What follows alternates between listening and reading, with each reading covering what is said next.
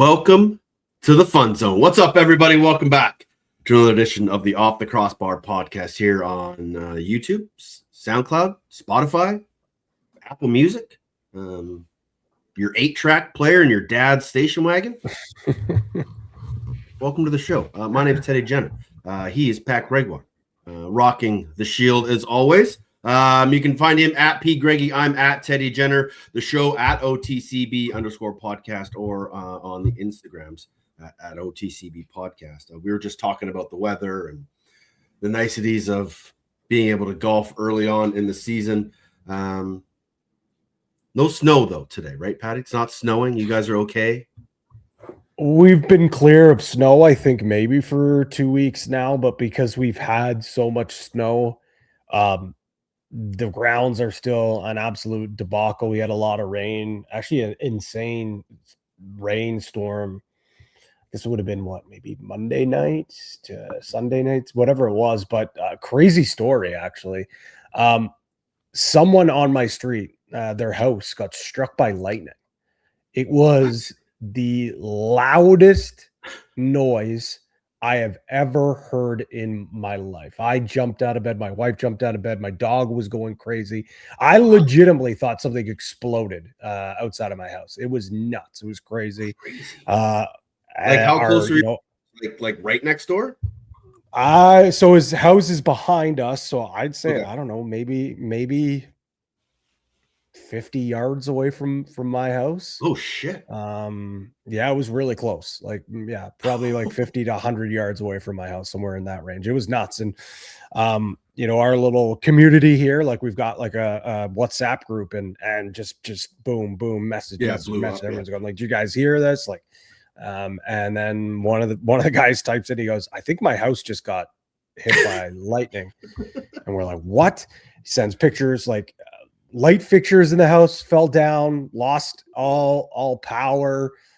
Sure enough, he goes out, checks, like gigantic hole in it, like the block of town hoses beside it, like just the roof absolutely mangled. So pretty crazy, scary. Like I legitimately thought there was a bomb that just went off. Yeah. Like, we also was that like middle of the night? It was like maybe 2:00 in the morning. So that would be it was crazy. Yeah, it was nuts. And we've got like a train that runs like right behind us, a couple, like not my street, but just across the street, and it goes right behind our house. I thought the train exploded. Like I legit, that's what I thought right away. Because it didn't even really sound like thunder. But then obviously, you're half asleep, but then that's what you figure. Okay, it was just probably lightning, maybe a transmitter explode, whatever it was. Yeah. Anyways, that's what it ended up being. It was nuts. It was crazy. I couldn't get back to sleep the entire time. My dog was panting like crazy the whole night. On a good, like on a little bit of a rumble, Rudy's going nuts and like he's freaking out. Like he does not like storms. Hates fireworks. Hates fireworks even more. Oh yeah, no, I know most dogs don't, but he's on a completely another level. So yeah, that was the excitement on the wee hours of Monday. Crazy. Yeah, nuts. Couldn't really forecast any better vibes though, because although that's how I started my week that day, then I woke up on Monday and was saying, I get to call the National Lacrosse League game this weekend. It's been 2 weeks. It feels like 2 months, man. It's been almost that for me, dude. It's crazy, man. I know it is. Yeah. It is true. But enjoyed the 2 weeks on the couch. Enjoyed watching a lot of lacrosse, March Madness, golf, NHL, MLB, you name it. But like, listen here, I'm ready to get back in the saddle, and probably more importantly, I think my wife's ready to get me out of the house in a way. Go down to Buffalo, honey. Go ahead. It's fine. Don't let the door hit you on the way out. So I'm looking forward to it, man. We couldn't have a better game to have this as a marquee matchup too. The next few weeks, or the final 3 weeks of the season, we kind of talked about it on OTCB After Dark on Friday last week. It's just going to be an incredible final stretch of games. When you look at the matchups, when you look at where teams are sitting in the playoffs, in the race for the playoffs, there is a lot going on. And week 18 didn't let us down. Let's do a quick recap of what we saw. Halifax knock off the Wings in a low-scoring affair to keep their playoff hopes alive. Georgia outscored Ottawa 6-2 in the second half. Dauber making 42 saves. I needed them to have a good defensive game, Patty. We talked about last week, and we got it. Rochester got a combined 22 points from Lanch and Fields. They hung 18 on the Firewolves, and Mearnsey gets his first win and as an NLL coach. The Cardiac Bandits stay hot as Buffalo Joe scores the game winner with 45 seconds left in the fourth to knock the Rush out of first place. Vegas blew a 4-goal lead with 2.5 minutes left, but producer Donnie scores the overtime winner as the Dogs outlast the pesky Roughnecks. And a sleepy Saturday got the best of the Toronto Rock, but give full value to the Wings, who got 7 points from O'Neill and 41 saves from Nick Damude. We jokingly said, Patty, a couple weeks ago that Philadelphia is the only team that has sort of incentive to lose because they're of the bottom three team. They're the only team that has their own first-round draft pick. But coming off the news of what we know this week, it's like they're trying to sell themselves because they're playing a lot better lacrosse lately. You know what, Teddy? They really are. And even in that Halifax game, I know that was the snoozer of the week. I think you could argue maybe the game that, didn't move the needle the most. And we spent some time talking about it after and with Mackie on OTCB After Dark. Shout out everyone who joined and got involved in the chat. Let us know if you like those live episodes. Sure. I know we got some good feedback. We'd like to sprinkle them in a little more. So you let us know when you'd like us to do it. Do you like the midweek? Do you like the weekend? Do you like the post game? Do you want to see a pregame? You let us know. And down the stretch here, maybe we'll sprinkle a couple more in. But this Philly group, man, it's really tough because I think when you look at them, obviously they're still far away where they need to be or where they want to be. But this is a group that has some really good pieces in place as well that leads you to believe that there is a path for success. Like, I don't think this is a group that whatever happens to them in the future, that new leadership, new ownership needs to completely nuke this thing and rip it down to the studs. You've got young offensive players that you can build around. Brendan O'Neill obviously is a generational talent. Dalton Young is starting to come into his own with more opportunity. Michael Sowers when he's healthy. Seeing how well Lucas Nielsen has come into the fold. Landon Sinfield, I think, is looking more comfortable out there. Their defense is hardworking, and they have two young and promising goaltenders. It's just for whatever reason, Teddy, they haven't really been able to put it together consistently enough. I still think that even if they did this consistently, this is still not a team that is good enough to make the playoffs. But I think there is a path to some success. And I think this is a group that maybe they realize, and that now it is public, that they don't have a lot of time left. They might be the last team to ever wear that Philadelphia Wings logo ever or for a long time. And there's a lot of people who have some great connections to that city, to that fan base. And maybe they want to show that, hey, this isn't on the players. We love playing for you guys. And they want to go out with a bang and really want to leave a legacy in Philadelphia or show that, hey, we can still be a successful group. That leads us to sort of the news of the week. And it's not good news. It's not horrible news, but I think we kind of all saw the writings on the wall from back channel chats and news that was out there of how the organization was being sort of run from a quote unquote ownership level this year. But the league announced that the team or Comcast and the league announced that Comcast won't be owning the Wings anymore. They're stepping away. The team is not folding. The league is currently actively and have been for a while looking for new ownership, trying to find the right home, and they don't want to just go to anywhere. They obviously want to go to somewhere where owners are committed, where the market is right, where this team can have success.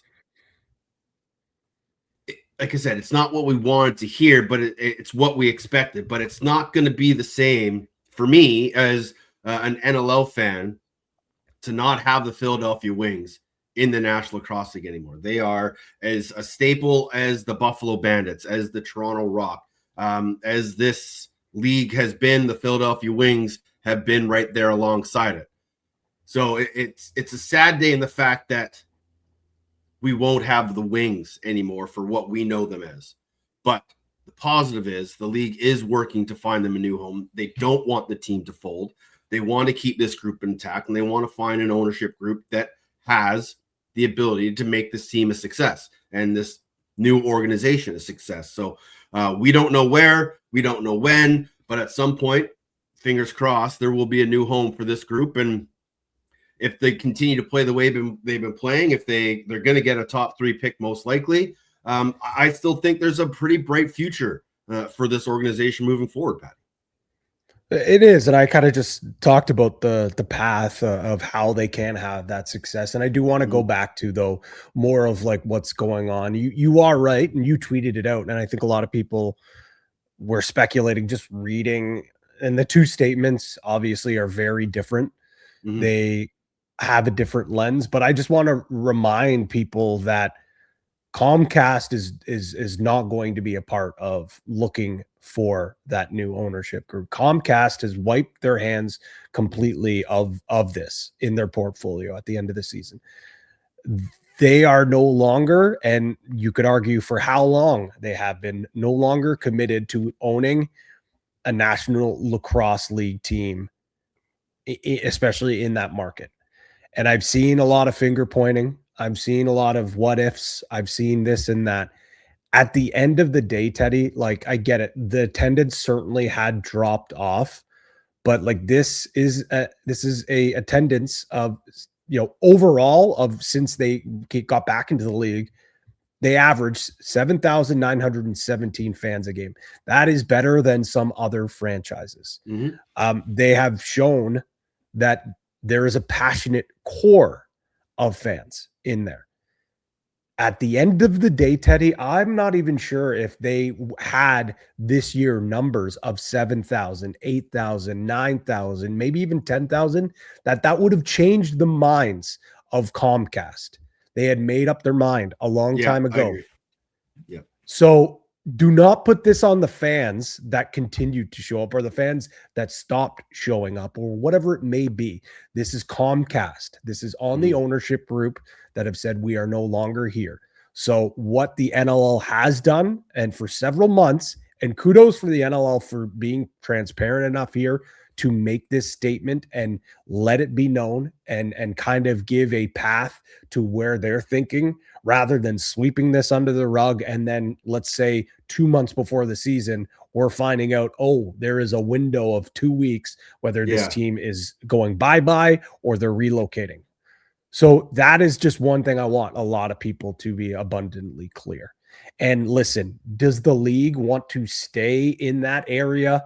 Do they want to somehow maybe be able to keep that, the name, the brand, the association with the area, whether it's in Pennsylvania or wherever it may be?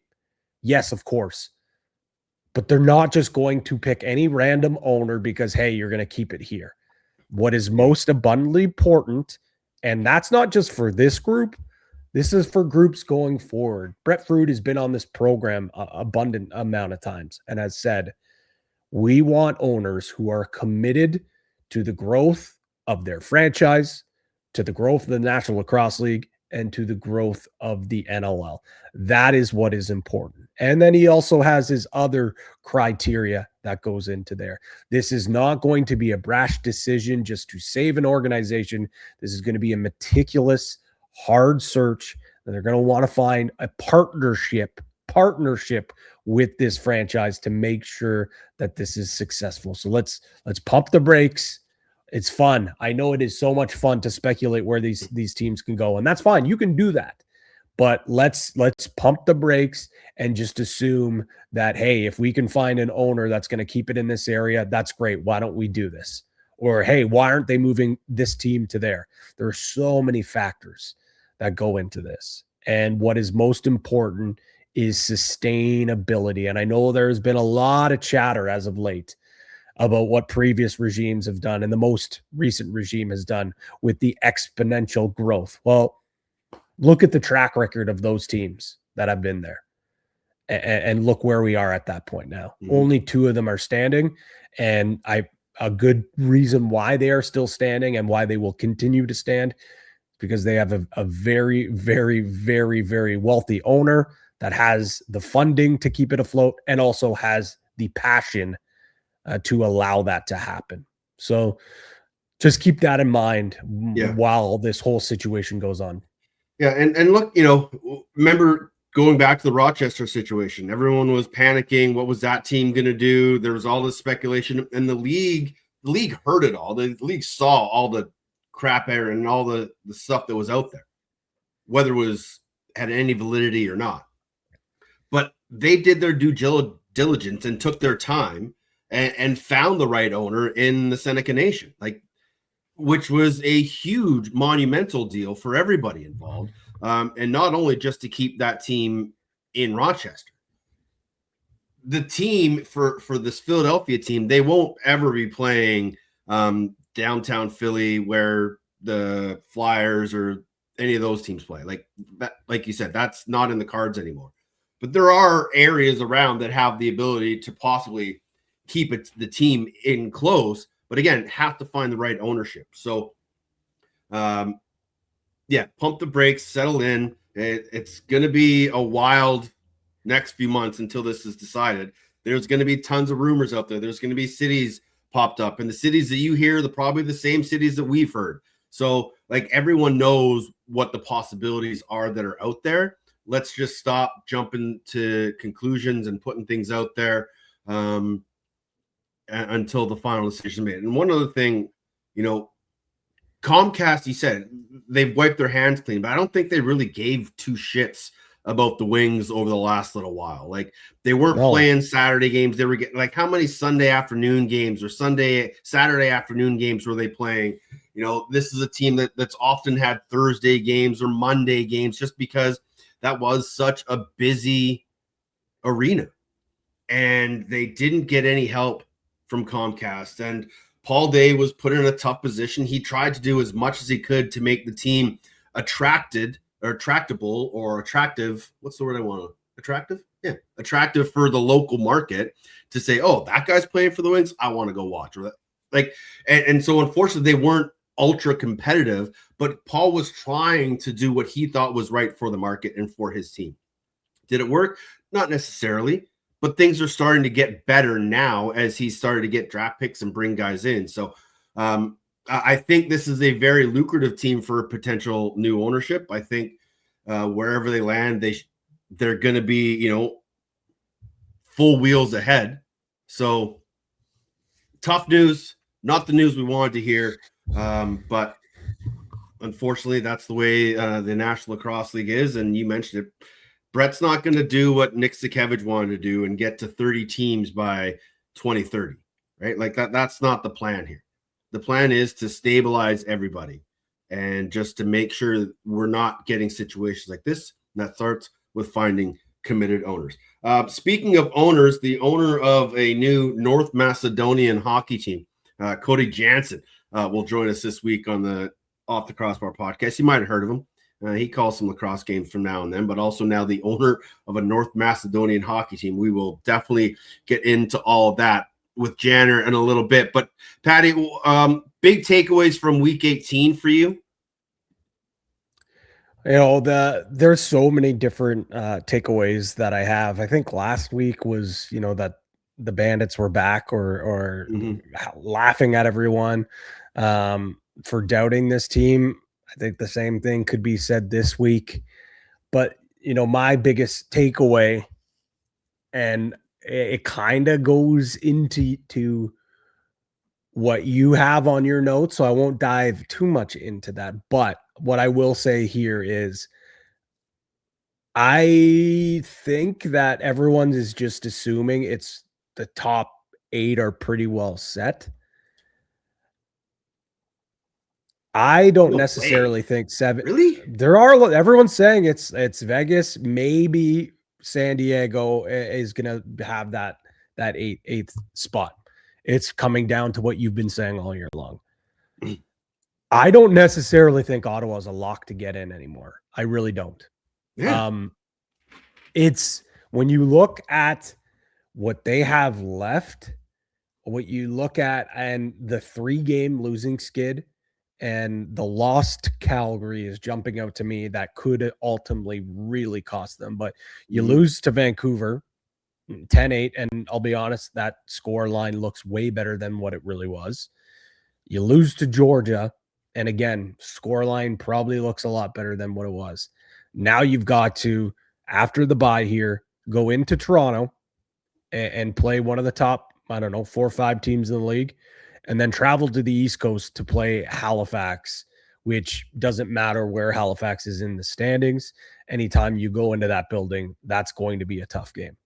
Yep. If Halifax can beat Rochester this week, even if they lose to Vancouver the following week, that last game could be a potential win and in game. It's going to be maybe a win and in game for at least Ottawa, but Halifax all still in the mix. So I think that a lot of people are talking about, okay, who's going to be who's getting in the home games, or, who's going to be in that 4 or 5 spot. Like, there isn't enough chatter between 7 to 11 right now. And too many people are saying Halifax, Rochester, and San Diego are dead. They're not dead. They're on life support. And Ottawa's last couple of losses have opened up that door for them to get in. If you head over to the OTCB _podcast Twitter page, you can find playoff clinching scenarios as per the NLL. Georgia can clinch with a Rochester loss at Halifax. Buffalo can clinch with a win versus Vancouver and a Rochester loss at Halifax. Toronto can clinch with a win versus San Diego and a Rochester loss at Halifax. And the Warriors can clinch a first-round playoff game with a win at Buffalo and one of a Toronto loss versus San Diego or a Colorado loss versus Vancouver. So still lots to play for. It's crazy that Georgia's 10-5 and still haven't clinched, but can clinch with a Rochester loss. So as our good buddy Peter Gray says, all eyes will be on that Halifax-Rochester game because it's going to really decide a lot this weekend. And I think after this weekend, Patty, we will have a clear idea of the top 8. My big takeaway, and 2 of them, one kind of backtracking off yours, we might not get playoff Jeff Teat. Is that a major, major disappointment for this organization if it doesn't happen? Absolutely. Catastrophic loss if they do not make the playoffs with the group that they've had and the way they've been playing this year. That Calgary loss, going to be massive, as you mentioned. But the fact that, again, we might not get playoff Jeff Teat is a crime against humanity in the world of lacrosse. What's your second takeaway, Teddy? I thought you were going to have a follow-up. My second takeaway. I already talked about it. I don't need to bury Ottawa more. No, I still think they can very much get in, and I do actually think they will get in. I think they will at least split one of those games for their sake, and it's probably the tougher game. I think less pressure if you can get that win against Toronto, and then you don't have to worry about the long travel to Halifax and having that pressure of win and in for the first time in your franchise. So I agree. I do think, though, like, too many people have them circled as an automatic already in the playoffs. So, but I think they probably will get in. Sure. My second takeaway, and this might be a hot takeaway. It is possible that the Toronto Rock have all 3 Rookie of the Year finalists. I don't think it happens, but when you look at the way that CJ Kirst has been playing, he's a lock to be in your finalists, if not already the lock for Rookie of the Year. Sam English has been an absolute diamond to watch. Like, the guy is a 5-tool player if there ever was one coming into the National Lacrosse League. Leads rookies in loose ball, or second in rookie loose balls behind Matt Pilato, the faceoff guy down in Colorado. And he's second in cost turnovers, I believe, behind Michael Grace. So, like, he's right up there. And then you add in Owen Hiltz, who's second in the league for rookie scoring, has been an incredible compliment to that left-hand side. I think the third spot will either go to Byrne or Grace, one of the two Georgia players, but there is a possibility that the Rock could have all three finalists, and it would be an incredible feat. But I don't think Hiltz gets in there, but I just thought it was, just watching those three guys play and the success that they are having at the level that they're having has just been incredible to watch. It's possible, Teddy, and I love the thought. I don't see how Michael Grace isn't on people's final ballot for top three. I even think when you look at, a Nolan Byrne and what he's meant to that Georgia team, that's kind of where I stand on it. I think you can lock up that Georgia and Toronto will be the two teams that fill out, whether it's two Swarm and one Rock or two Rock and one Swarm.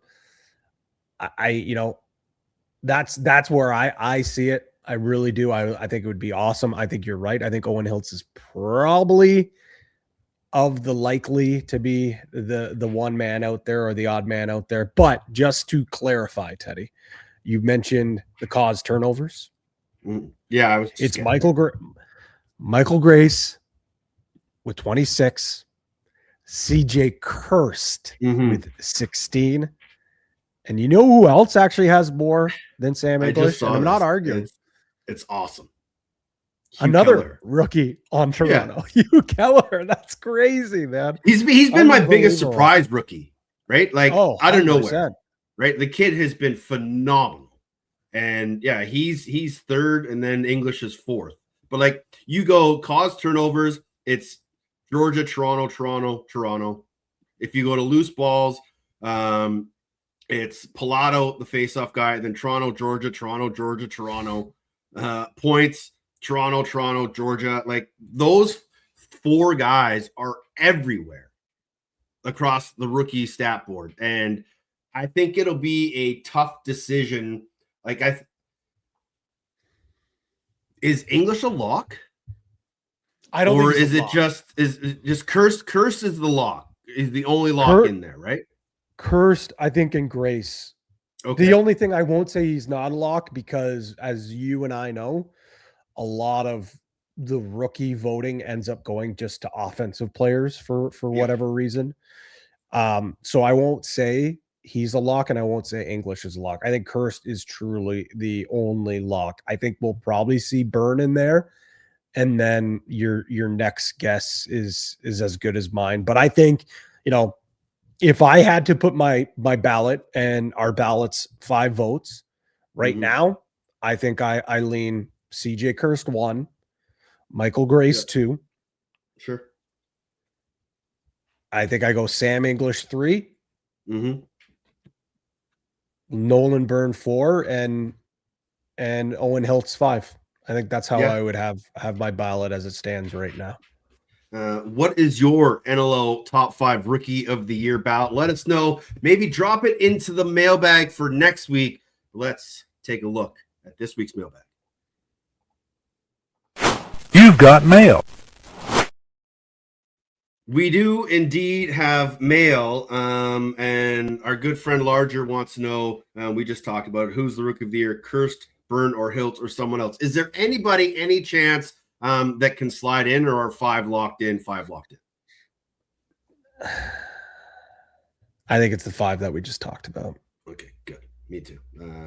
Simple as that. It's one of those 5. I think you're right. Hiltz is at the bottom of that list. Saris is inching up. Kelleher is inching up. But I think those 5 are probably a good lock. Luke Harmon wants to know, once the wing situation is settled and the league is stable, how long do you think until expansion, Pat Gregoire? Oh boy, there was some chatter about expansion going on in Discords and whatnot, but it's so hard to put a timeline on that, to be honest, Teddy, because the one thing that I used in the chat, and I usually don't love diving into these debates on the Discord. I like seeing what people are talking about. I like to sprinkle my 2 cents here and there and go from there. But it's hard to define stability as a overarching umbrella for the National Lacrosse League on a, when you have so many different owners, you have so many different situations. It is a unique league. So, for example, what is stable for the San Diego Seals, how they deem being stable is different than what the Georgia Swarm may seem is stable, or what the Calgary Roughnecks deem is stable. And just because you have butts in the seats, that also doesn't mean it's stable if you're filling your bar. There are so many different things that go into being stable, and so many different franchises are considered to be stable. So if I had to put a number on it, I don't know, Teddy, like I don't think there's an expansion team added until the next CBA that we have. Yeah, no, I can agree to that. I think I don't think we need to be honest. Like, unless some absolute gem of an ownership group with the perfect situation comes in and says, we're ready to cut a check right now. We've got it. We've already sold 8,000 season tickets. Like, we're ready to go. I don't see it happening. I don't think we need to. I think the way the player pool is right now, with the amount of talent coming out of the college system right now and the junior systems in Canada, I think our player pool is at a good level right now, and the amount of teams we have and the unified standings is working out, I think, better than anybody really thought it was going to. So I don't think we need to expand. I think we need to continue just making sure everybody is in a good spot wherever they are, because we still do have some markets that need some help, and we can't keep compounding error after error, or bad market on top of questionable market, or, middling franchises that just don't get off the ground. We need to make sure everybody is at the best that they can be. And I think you're right. The next CBA is when we can maybe start talking about expansion. Two more here. What are your thoughts on the illegal equipment call in the Buffalo game? We'll definitely get Cody Janzen's thoughts on this one in a minute. But for me, I almost thought it was the wrong time to call it. And you may never get the chance again, but for me, that's something you keep in your back pocket until you need it in the playoffs. And they may never face Buffalo in the playoffs, but at that point in time, I didn't think it was a necessary thing to do. I'm kind of in the same belief. For as much as I've said, some of the old thinking and the old heads are some of the things that keep us back from growing. I think that is one area, and maybe it's my coaching and whatever it may be. That's one area where I'm like, I have no time. A guy could be running out there with a long pole, and I'm not challenging at some point, unless, like you said, it's the end of the year and it's the last bullet in the chamber. Then okay, I'll do it. I'll fine. Sure. But yeah, I tend to agree with it. Here's what I will say though, Teddy, whether I would do it or I wouldn't, I absolutely loved it. I loved it. Loved it for the drama, for the reaction from Buffalo, from the reaction after the game, you name it, man. Like, that was pure cinema. We need more hatred in this league. We need more bad blood. There's too many guys that play with each other in the summer that are buddies, and that we don't have a lot of true hatred. We really don't. But I think when push comes to shove, and when Sask and Buffalo go head to head, Teddy, I think there is true hatred, and I think that just stirred up the pot even more. I love it. Yeah, it's typical Saskatchewan Buffalo. You just keep poking the bear, and unfortunately for the Rush, they poked the bear at the wrong time, and it allowed the Bandits to get the win on the road and keep their streak going. Last one, and this will play right into Cody Janzen. Will Saskatchewan rebound in time for the playoffs? Oh yeah. And I won't spend too much time on this because I think Cody is probably the perfect person to chat about it. Sure, is the slump coming at the wrong time? Probably. But having a little bit of resilience at some point, and having that pushback, and having to go through the ups and the downs is all about what it is in the National Lacrosse League. And they have 2 more games. I truly think, if they win both those, you're not even thinking about the losing skid. If you split, you're like, okay, it's fine, whatever. If you lose both, then I think we can start talking about, oh no, we're in trouble here. But, you know, a little bit of adversity is not the worst thing for this group, considering how easy everything came for this group at the start of the year. Well, let's ask our guest this week, brought to you by the Goalie Factory. He is the voice of the Saskatchewan Rush. He is Cody Janzen. He joins us this week on the Off the Crossbar podcast. Get your popcorn ready, because something crazy is about to happen. Joined now by Cody Janzen. Let's get your thoughts right away, Cody. The illegal stick check call, what were your thoughts when it happened live? I got a lot of thoughts on this. First off, doesn't it make it seem like a Mickey Mouse league where guys are already running around with illegal equipment? Like, I just, stuff like that grinds my gears. Whether it's goalies having illegal size stuff, guys having illegal sticks or whatever, how isn't this a standardized check thing? Like, it's kind of wild in my opinion. Like, imagine the average fan just tuning in being like, what the hell's going on? They're measuring this guy's stick. Like, it's little things like that I honestly do kind of find embarrassing, first and foremost. Second, I get the point about not challenging and like, oh, let's hold this one until the playoffs. I've heard from a lot of people that some teams and some players will switch weapons come playoff time. And you can almost guarantee you won't get called in the regular season, when in the playoffs, you know and understand this. Now, there's also another story I heard the other night about a certain, let's just say, organization. I won't throw anyone under the bus. Allegedly measuring the Rush sticks one night at a visiting team barn. And I think that stuff like that, it leads to a trickle-down effect. I don't think there's any trust with any team in this league. Doesn't matter if it's Sask, Buffalo, or everyone in between. I think that this is something that could essentially get out of hand because of things that have happened over the past few seasons.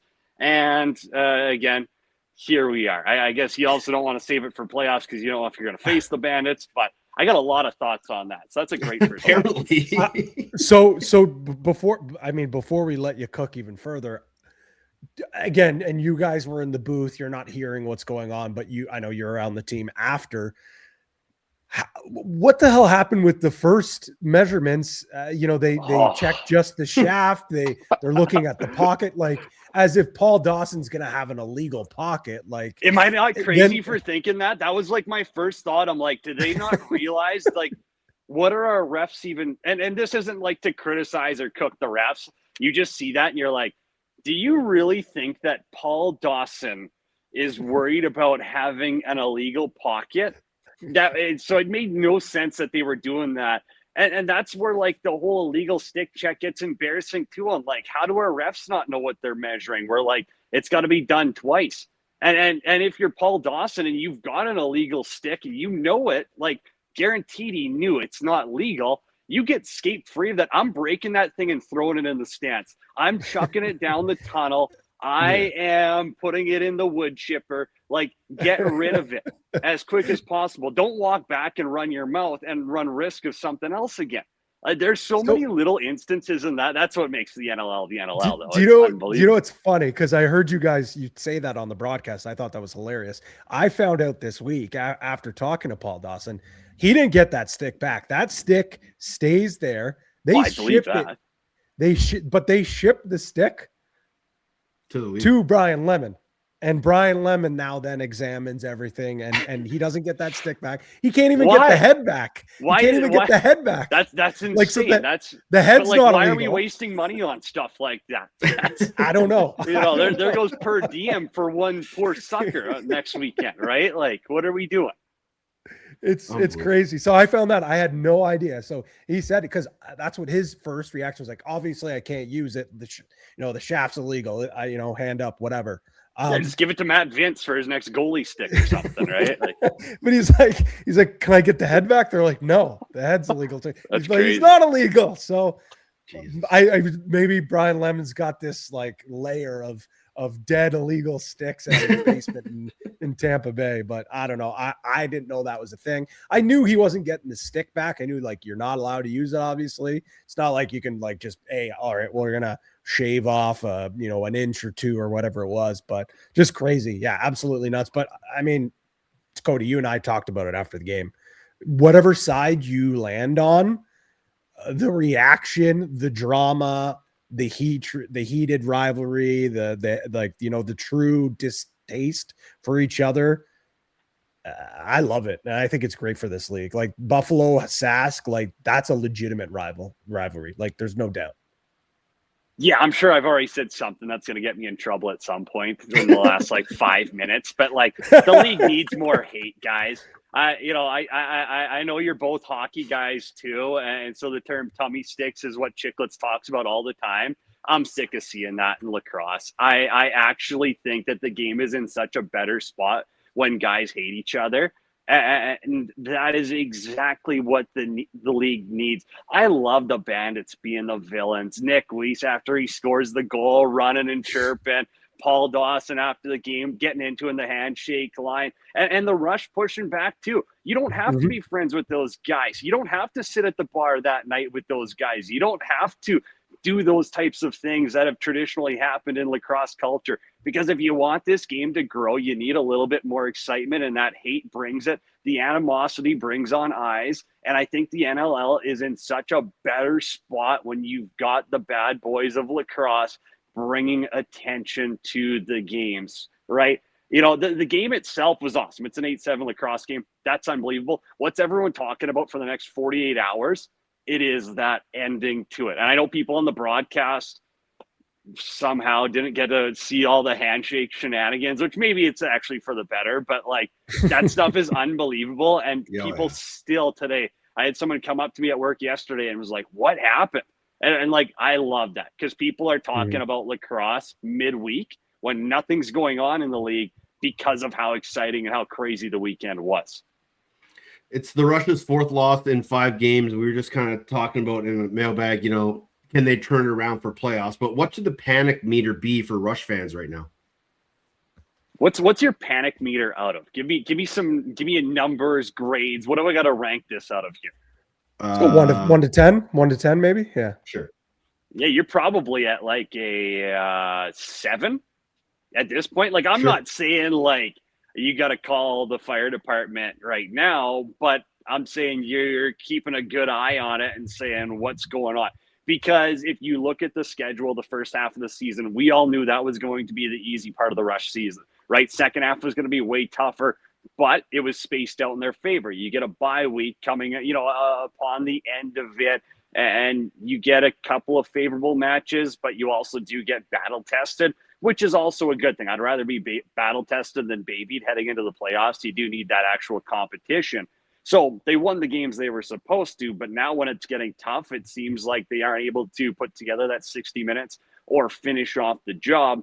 That's definitely concerning, but you've got 2 weeks to right the ship. You've got a few weeks now to get healthy because that's a huge thing for this team is you got to be fully healthy going into playoffs, but you also can't keep sinking here or else you might not be hosting a playoff game in round 1, right? That's ultra concerning. Or, worst case scenario, you find yourself with way tougher matchups because the last month or two of your season was a letdown versus giving yourself favorable opponents in the playoffs, which is so huge in this league.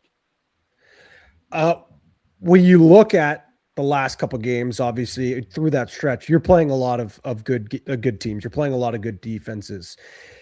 Is it just, hey, Toronto, Buffalo, San Diego, great defenses, that's why the offense was unable to put up double digits?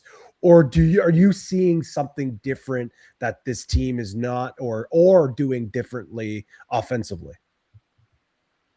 Yeah, they're great defenses. It's pro lacrosse. They're supposed to be good, right? That you're supposed to be playing good opponents. You have to play the great teams in the league because that's what a league is. So if you're not performing against them, clearly something isn't working. And this Rush team in the past has performed. In last season, we've seen them have big games against great teams.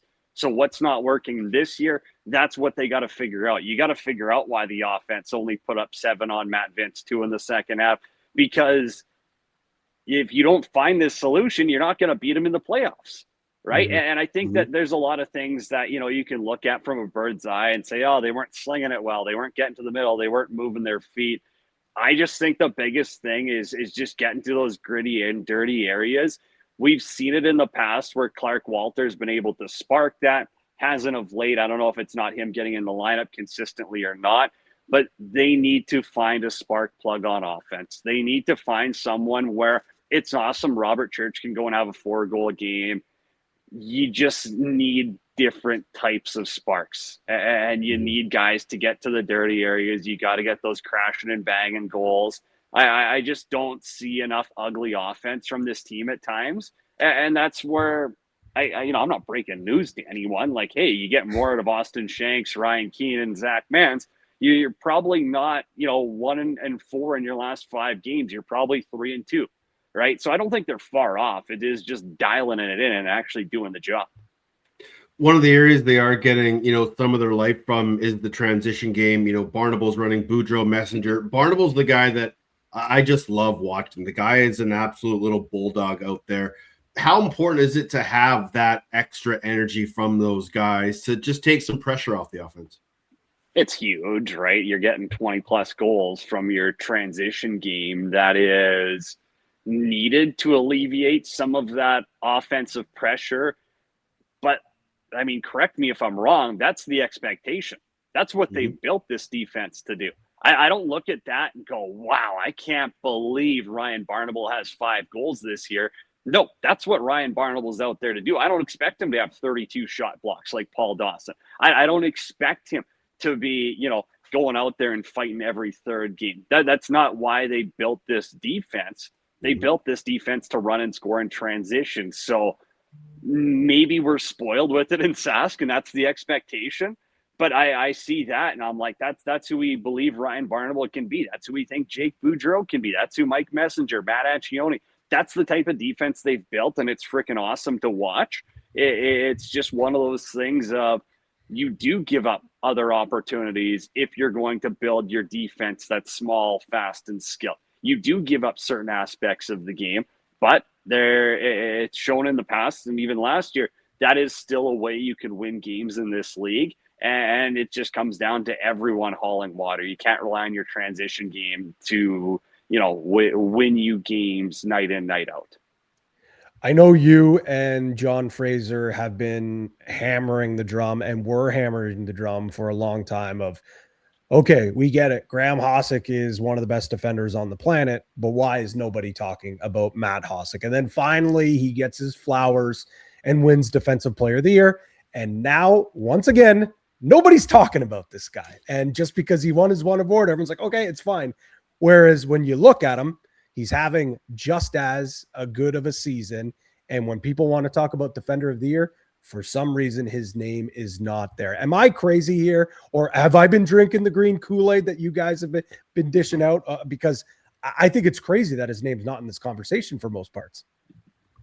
I don't think he's been as good as last year. I think he's been really dang good, but last year he was really freaking incredible. This year there's other players playing better than him. I don't think that's a shot at Matt. I don't think he's exceeded last season, but there's a lot of guys who have taken their game to a whole new level. I think I picked Callum Jones as my Defender of the Year. Every time you watch Ottawa, you're like, they have one defender that sticks out, and this guy's the best defender in the game. So that's kind of where I go. I don't know where I was talking about this.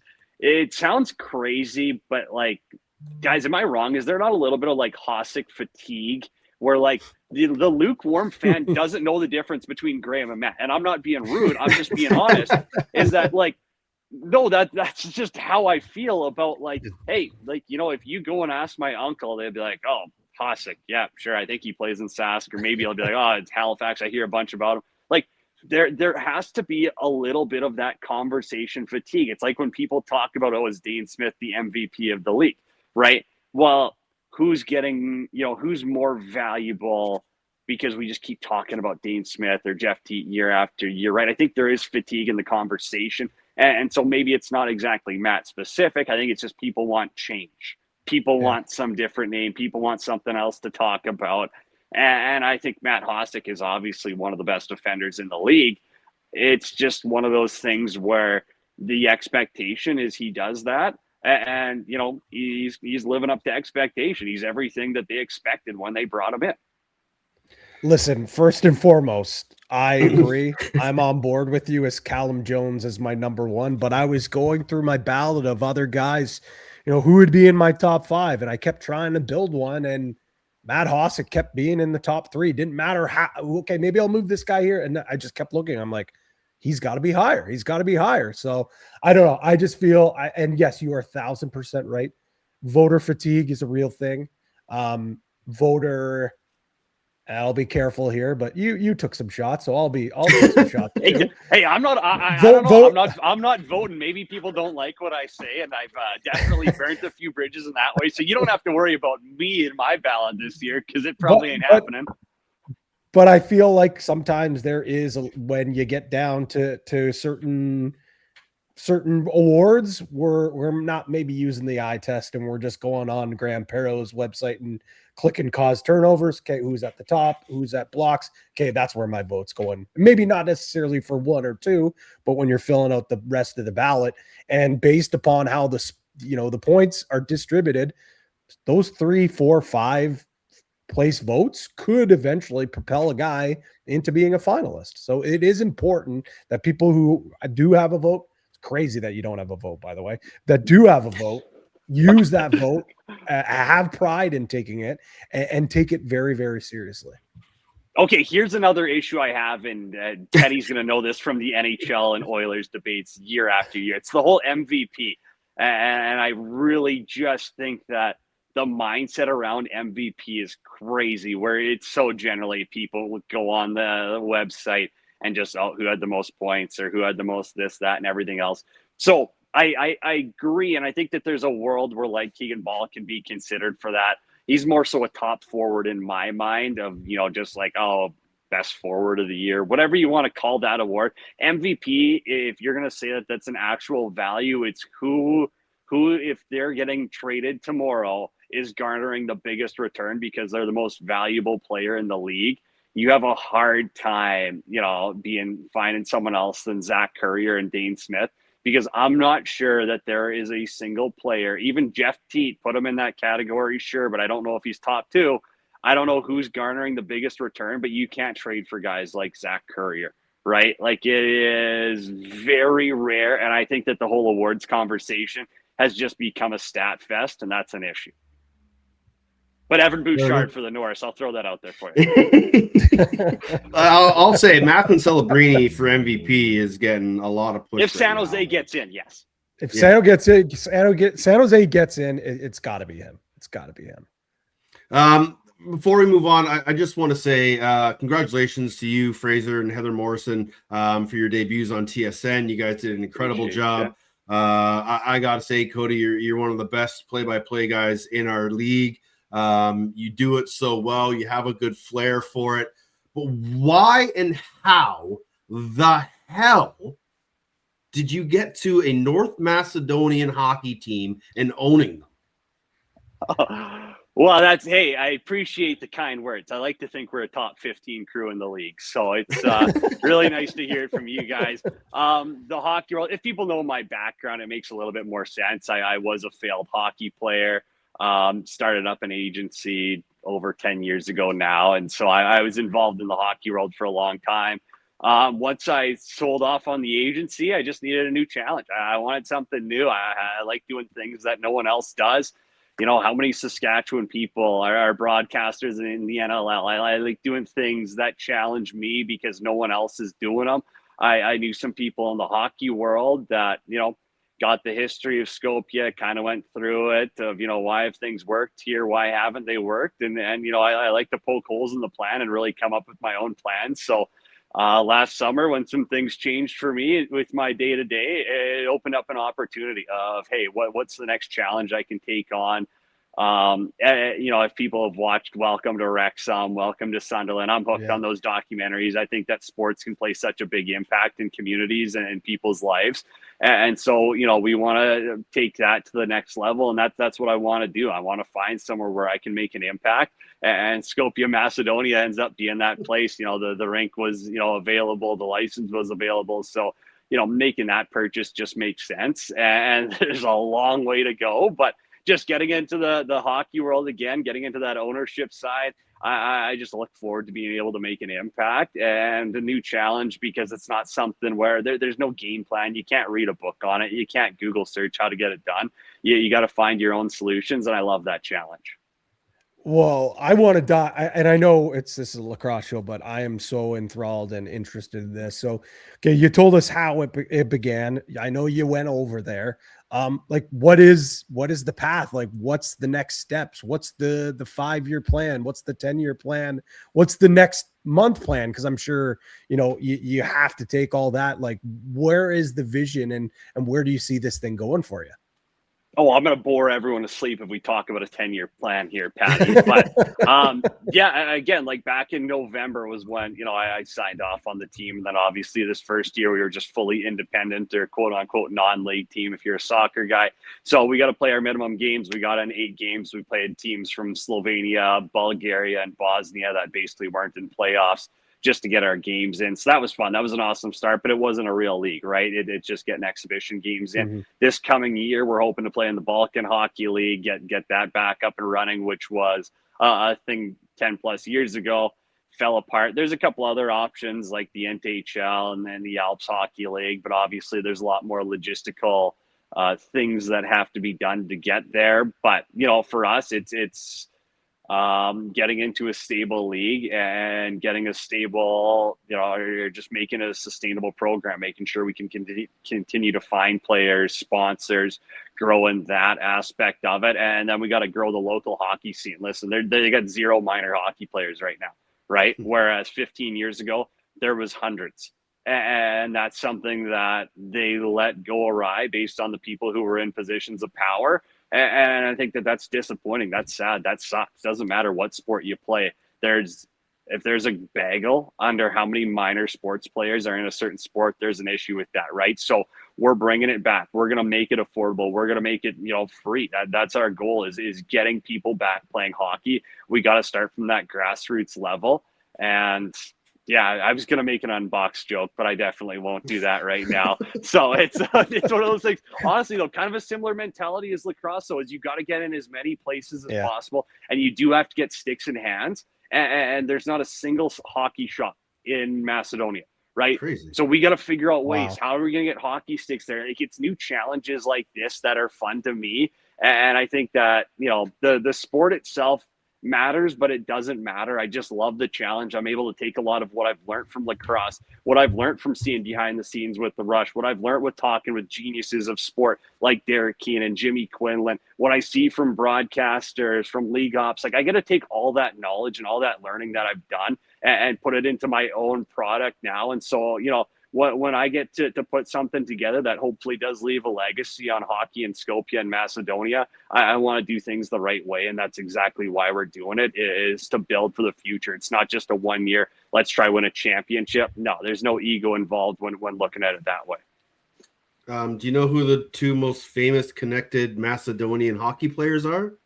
Well, if you're on Wikipedia, it's probably going to say like Ed Jovanovski and Steven Stamkos. Yeah. And so, hey, there's a crazy amount of history though. Like, it's Yugoslavia, roots, right? So hockey goes back to the 60s there.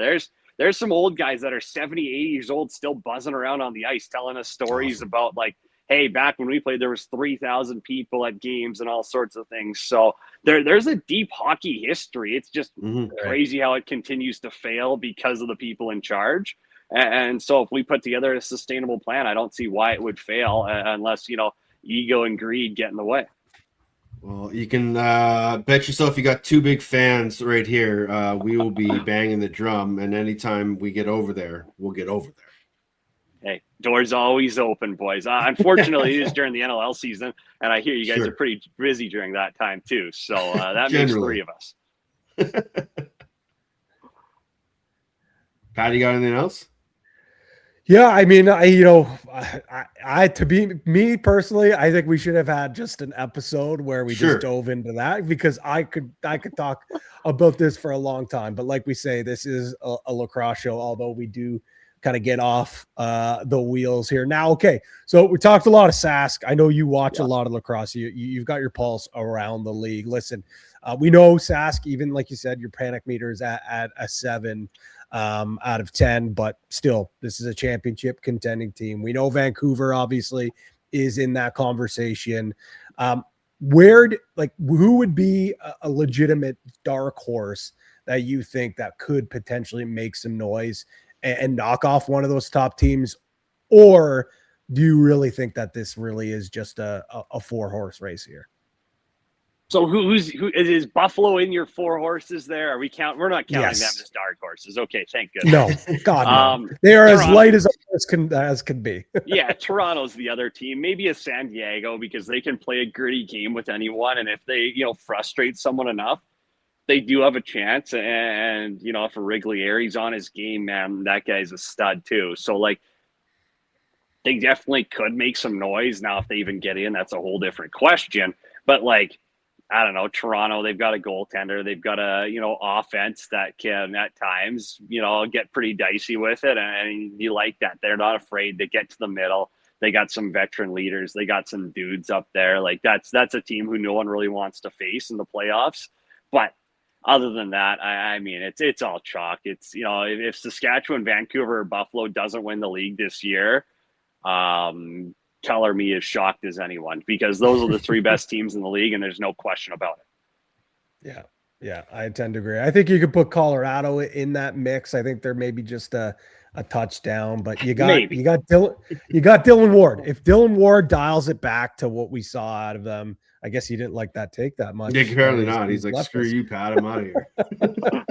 No, sorry, boys. Battling a cold here. Just getting over that aspect. We're good. No. See, he's a pro. See, he knows the mute button. What a pro. But, no. I didn't want to be an ass and make you guys have to edit out like a 30-second clip or something. That's only Teddy. Don't worry. We appreciate you, Cody. Rest up, get better, enjoy the bye week. 2 big home games coming up for the Rush. They win them, they get a home playoff game. If they lose them both, they could be doing some more traveling. But appreciate you as always. Again, great job on the TSN broadcast this weekend. Continued great work, and go Mass. What is the team? The Skopje Herd. Stato. Skopje Herd. Yeah, so like Stato is the translation in Macedonian. So it says on the big jersey. They use Cyrillic, which is like, I'm learning everything from scratch here, fellas. When I tell you, just walking into a wasp nest, it's unbelievable. We can tell stories for days. We'll do that over beers in the playoffs. But again, always a pleasure, fellas. Love the podcast. Love more people talking lacrosse. It's the best time of year, too, for it. Oh, my goodness. Oh, my goodness. Wonderful chatting with the owner of the Herd, Cody Janzen, voice of the Saskatchewan Rush, brought to you by the Goalie Factory. The Goalie Factory helps goalies of all ages become complete athletes and improve their game through weekly camps based in Langley, BC. They have elite one-on-one coaching across the Lower Mainland, even online coaching you can access anywhere. Focus on technical skill, athletic development, and building the mindset it takes to perform at your best. Find the Goalie Factory on Instagram at goaliefactory_ or visit goaliefactory.ca to book your session today. They popped out a couple little videos today with the younger Con brother, I believe, hopping in net, taking some shots, doing some drills. So, Goalie Factory, check them out. They're doing tons of good stuff. What are you giggling about? I want to bring that up. I have you seen some of the drills that they've got those goalies doing? Like I saw the other day, it was like they're using like beach balls, yeah. Trying to balance. I've seen them do like somersaults and rolling and stuff. And I know it looks silly, but what they've said is that like they try to get these young goaltenders to get used to just being in that big, being in the big uppers and the lowers, and about movement and, when you do fall down, how to get back up and how to grab your stick when you drop it. And if you go down to make a save, popping back up, like a lot of it is just being comfortable and being fluid and not feeling like the equipment is not even there, because let's be quite frank.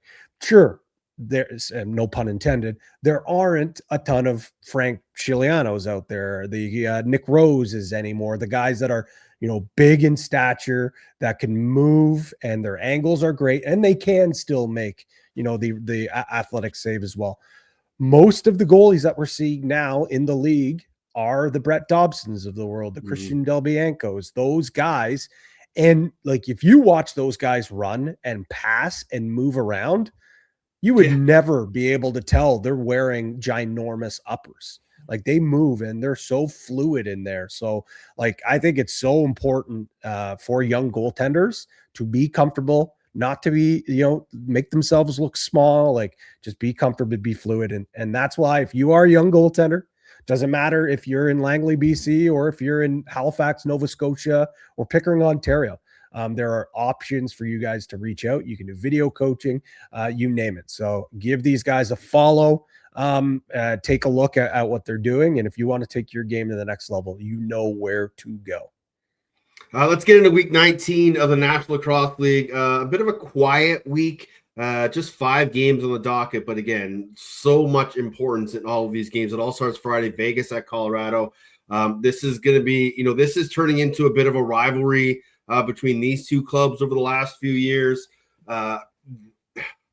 Man, Vegas just continues to find ways to win. They've won 3 in a row. Colorado is, we think, as we were just talking with Cody, call them a top 5 team in the National Lacrosse League right now. Vegas wants to be a top 5 team. This is a real moment for this Las Vegas Desert Dogs team. I love the addition of Kevin Crowley. He's kind of not sparked, but added a different dimension to that team. Kyle Killen's starting to wake up. They're getting closer and closer to getting Chase Fraser back. And then you talk about like the guys out the back end. Like, this is a team that Sean Williams has finally started to have a lot of faith in and a lot of trust in. Maybe the biggest concern, and goes back to where we were at the start of the season, Patty, is in between the pipes. It's not maybe, it 1000% is. And still is. Yeah. Okay. It's, Bouquet played great for, I don't know, how many minutes did he play in that last game? It was like 54. Of the 54, it might have even been even more because of overtime, to be honest. But yeah, he had a stretch there, though, of like 2 minutes where it almost spit them. So it was 58 minutes and 19 seconds that he played. But again, they went into overtime. And then Kells comes in and he plays really good for a bit. And then face-offs don't matter, apparently, but they certainly matter when you're making a comeback and Anasio wins it, rakes it, and it's possession after possession. You pull the goalie. So yes, it is concerning, but here's what isn't. They haven't lost. The goaltending has not lost them a game in the last 3. The goaltending is doing just enough. They have an offense that can outscore their problems. Is that sustainable in the postseason? I don't think so. We'll see what happens. But you are totally right, Teddy. This defense is vastly improved. And what Tyson Bell has brought to this team, Tyson Bell is playing, first and foremost out of his head, but he's also playing discipline. He's not taking those. That's the thing. He's not taking those dumb penalties that we know he is used to taking, or the untimely penalty, or the bad shot in transition, or the tough turnover, or being over aggressive and getting beaten in a vulnerable spot. He's playing so smart, and he is playing at what? 0 PIMs. That's incredible, man. For Vegas. That's incredible. I thought it was his best game by far last game. He had an assist, 12 loose balls. I think it was like 3 caused turnovers. He has been such a great ad. He's been calm. And like you said, it's the discipline play. That is why when he eliminates that, and listen, if he gets a 2-minute for a slash or a rough, and it's like the first or the second, totally fine with it, man. I have no problem. Heck, dude, you've got one. It's fine. It's just the untimely penalties is what has plagued him in years past. not this year, and certainly not since he's joined Vegas. But I think inserting him into this lineup has allowed other defenders to step up. Like Zach Young coming into this, I thought he's been looking great. And probably you're saying some people listening right now are like, what do you mean he's looked great? I haven't been able to notice him. That's Zach Young defense, man. Yeah. That's good for him. When you notice Zach Young, that's a problem. Something bad has happened. On Lax Class this week, Jake gave his standout player to Graydon Stokes, and I thought that was a great pick because, dude, I'll be honest, when we're going through our draft stuff, like Stokes was on my, big board, but I was like, I don't know, the foot speed and, some of the transition inability, I'll call it, kind of scared me for him to succeed at the next level. I feel like when he's playing junior, a lot of times he's just that much bigger than everyone else. Boy, oh boy, was I wrong about that. He has been unbelievable this week. I will put my hand up. I don't like to think I miss very much when it comes to prospects. That was a miss. I think he probably should have been graded as a first rounder, never mind a second rounder. Where did he actually third round, 34th. Third round. Yeah, I think right ahead of Isaiah Moran Weeks and Jackson Fridge. Crazy. Like I mean, Fridge. Talk about Stokes and Fridge that late. Yeah. Those two guys. Yeah. We had Fridge ranked way higher. I had Stokes, I think, somewhere in the 20 range. I mean, after this year, if you do, and even Isaiah Moran Weeks, you could probably argue probably should have went easier. It went higher too. But this Vegas team, listen, I think I don't know if it was on this program or one of the other ones I've been on. Everyone's always saying like, Vegas is all in. They're all in this year. This is the year for the, now it's win now. It's like, it's not really win now, guys. Like it's win now, get into the playoffs now, because I think if that doesn't happen, there's a good chance maybe Sean Williams doesn't have a job with this team next year. But I believe that Sean Williams went to upper management and said, here is my X amount of year plan. And year one in this, let's say 3 or 5 year plan was not win an NLL Cup in year one. It was probably get into the playoffs. I mean, first plan was let's get Chris Kluche. Let's get Mitch Jones. Let's get Chase Fraser. Let's insulate our defense a little better. Let's get in the playoffs and see what happens. Year 2, maybe it's win around. Year 3, now we're a championship contender. Yeah. Now maybe young Caleb Kahn is ready to go, or whoever maybe they trade or sign for next year. So if they're one and done, and people put the narrative out that like, oh, that's what it did. Like what? No, do not say it's a disappointment. The second there is an X beside their name in the playoffs, that in my books is a successful season for this group. They're vastly improved. Don't get me wrong. But when you look at this team on paper, especially about the backdoor, even though I know they're improved, and you look at the goaltending, don't kid yourself and say that this is a top 4 team in the NLL. Do not kid yourself. That's not the case. Sure, every team, their end goal is to win a championship, but at the end of the day, you got to be realistic as well. Get in the playoffs, see what happens, and then go for there. Before we move on, there's always been that story of, coaches undecided on who their number one goaltender is, so they do the platoon system. One goalie starts one game, one goalie starts the other game. They're starting to become that narrative that there could be some teams that are platoon game goalies, right? Bouquet starts, plays the first 3 quarters, and then they bring in a guy for the 4th. Hutchcraft plays the first 3 quarters. They bring in a guy. They bring in Hartley for the 4th and see how it works. Because, the bigger goalies tend to get tired. It's not a shot. It's just sometimes that's how it works out. And if a coach can get it in his goalie's head that that's the system that they're going to do and have it work, it could be a serviceable plan.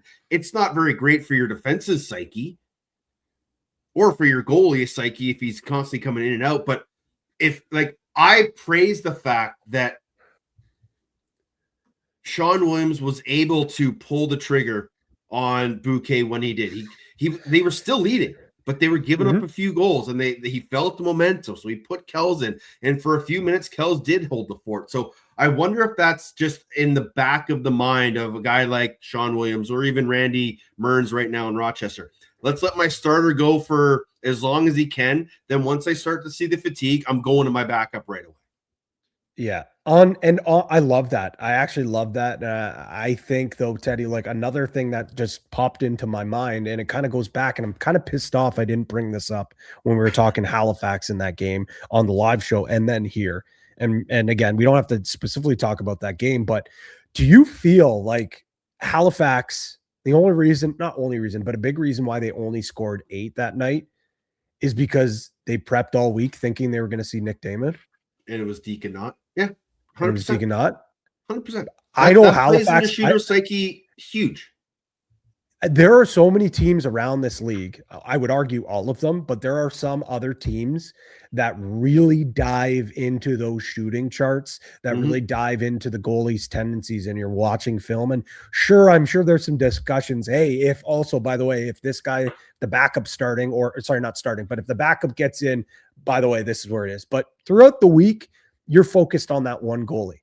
And we've seen it in other games where, even Colorado, Dylan Ward gets yanked, and not to take anything away from Nate Whittam, but then shooters are put in a pretzel because now all of a sudden you're shooting at a completely different goalie. So absolutely. I wonder, sure, it's going to lose its luster because if I'm a coach and I'm going up against Rochester, I'm going up against Vegas, I'm making a shooter chart for both. I'm telling those guys to be prepared for both.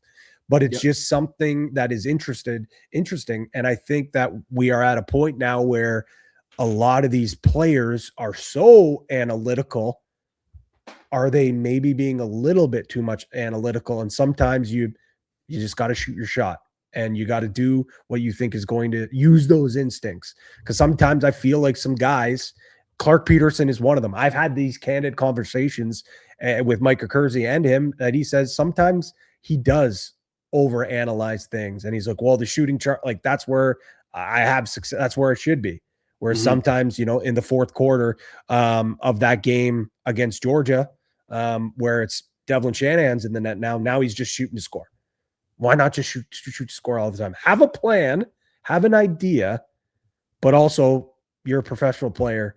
You know how to score goals. Again, easier said than done. I'm not a pro. That's why I'm sitting in this chair with a microphone. I'm not doing it. But I just feel like sometimes, and it's not just lacrosse, it's all sports where we get way too over analytical, and we kind of lose what makes sports so beautiful in the unexpected and using those instincts.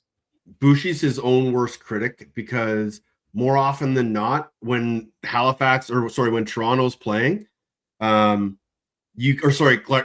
Peterson and Bushy's the same way. They're kind of similar in this fact that you can hear how angry they are when they come off the floor because the hot mics pick them up. And it was the other game, and it was just shoot the bleeping ball, like because he made the extra pass or he's trying to make too many fakes. Like they are their own worst critics at times because they know sometimes they do overthink it. So speaking of Clark Peterson, Halifax will host Rochester this weekend. We asked Mackie Jenner if there's still the hatred between these two clubs. She said, not really. And then Spencer Conley quickly jumped in, and the chat was like, yeah, a lot of hate still. But again, these are two teams that are in that middle zone of in and out of the playoffs. First question, Hutchcraft or Hartley? Hutch, by far. Far. The only thing, again, and this goes into history, and now I'm gallantly branding myself. Halifax over the years have had Hutchcraft's number. I'll have to go back and look, but just from my recent memory, I think Halifax shooters have been able to pick him apart pretty good over those years. While I'm discussing this, maybe you can help me if I'm an idiot or if that's just, if it is. He's legitimate. 5-6 against Halifax with a 12.31 goals against and a 75.9 save percentage. So, I mean, the record's not bad, but one of those wins, I think his record's is actually only 1-2. He didn't play in all 11 of those games. Okay. Okay. He's only played 1, 2, 3, 4, 5. He's only played came in for 6 games. Gave up 8. No, where are we? Goals against. Gave up 4. In the last 3 games. 4 games. 12, 9, 7, and 9 against Halifax. And how many of those single digits were he was yanked out of the game and the backup was put in? One of those games he played 40 minutes. And the other game he played the full 60. Okay. So not as bad, but also nothing to hang your hat on, to say the least. Yeah. So, but you're right. They have had his number. They've done a good job of getting to him. 75.9 is not the worst, but not the greatest save percentage. But I think you're right. I think you have to. I think after what this season has done for Rochester, I think you just put Hartley in, put Hutchcraft in, see what he can do, and then you have the reserve of Ryland Hartley in the background. And again, it goes back to that point. Okay, shooter. We're thinking Hutch. Stable, doesn't move a lot. Side to side, hips, knees, let's shoot at him. And then all of a sudden, Hartley comes in and he's all over the place. And now he's in your head because he's moving so much. So it's going to be a fun game. But I think for Halifax, you have to find a way to keep winning games. And this is just another step for them because a loss and they're pretty much done. But it's a team that they, really battle well against. So I'm excited for this game out in the Nest. Yeah, me too. Part of me, obviously, super, super thrilled to be in Buffalo for that Vancouver Buff game we'll get to in a bit. But I would love to be here because there have just been so many great games inside the Nest when these two teams meet. Fireworks, fights, high scoring games, drama, you name it. It is the East Coast kitchen party as well. Go to their Instagram. A little bit of a teaser, some tartan on those jerseys. They're going to look so absolutely fire out there. And you're right. It is a must win I think from what you look at the remaining schedule. Technically, I think they can still get in at 8 and 10, but then that means you're going to have to beat Vancouver and Ottawa. And that is a tough task. I think the one game they can afford to lose is Vancouver, but you make that really, really tough. If somehow Halifax can win all 3 games, I think they're in. If Halifax goes 2-1, it's unlikely that they're in, but maybe you somehow are able to jump on Ottawa. You'll have the tiebreaker against Ottawa. You'll have the tiebreaker against Rochester, maybe. So I'm not saying it's not possible, but I think you are right. If you lose against Rochester, kiss your season goodbye. It's not happening. One thing to watch. And I want to know if it was Randy Mearns' call, if it was new defensive coordinator Bobby Keith's call, but Zed Williams was running out the back door, and he looked fantastic doing it, pushing pace. I love that. I thought it was a great move. Not only does it gives you a different look out the back door, a different punch, a bigger body, a guy that can stay and play, but it frees up more space for those righties. It allows Ryan Smith to now get more touches. It now allows Waters to be the true crasher and banger. And you can go lefty strong a little more. And I think McConvey plays better in the 3-man side than a 2-man game. Fields obviously is going to get his touches regardless of bench coordination. But I just think that Rochester team is a lot better when they run 3 righties and 4 lefties. And I think we saw those fruits come to the labor in that game. Yeah, and anything we know about Zed, if whoever came up to him, maybe it was even him who said, I was just going to say that. let's go me out, because remember what he did with the Haudenosaunee at the World Championships, and he said, you know what, let me play long pole. I want to play long pole, and he was great. So he might have gone up to Mearnsy and he said, hey, let me play 2-way transition out the back.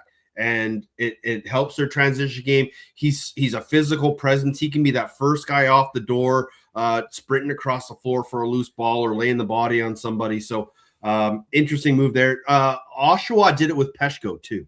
They ran Peshko 2 ways.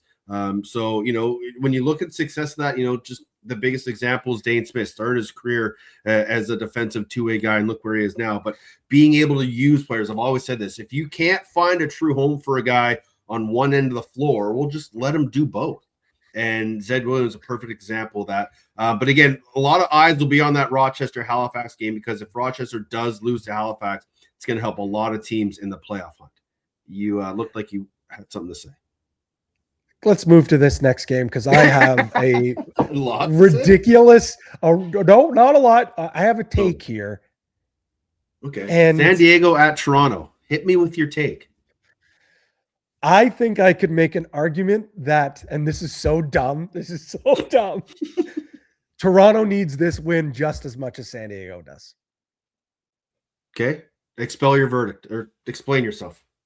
Listen, San Diego on life support with their season. They're 6-8. The remaining schedule at Toronto, at Georgia, and a home and home against Las Vegas. How could you, in your right mind, Patrick, say that Toronto, a team that is sitting comfortably in the playoffs at 9-6, need this win just as much? Well, because that was the worst loss that I can remember for the Toronto Rock in a very long time. What do you mean?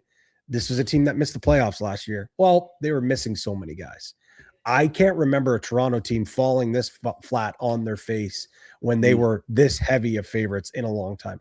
They played into the sleepy Sunday narrative. This is supposed to be a young, explosive, energetic team. And you know what, Teddy, when I say that, though, in some of these iterations of Toronto, we've seen them play down to their competition, but they've found a way to win, or they've coasted through games, and maybe they have lost games or have been disappointed.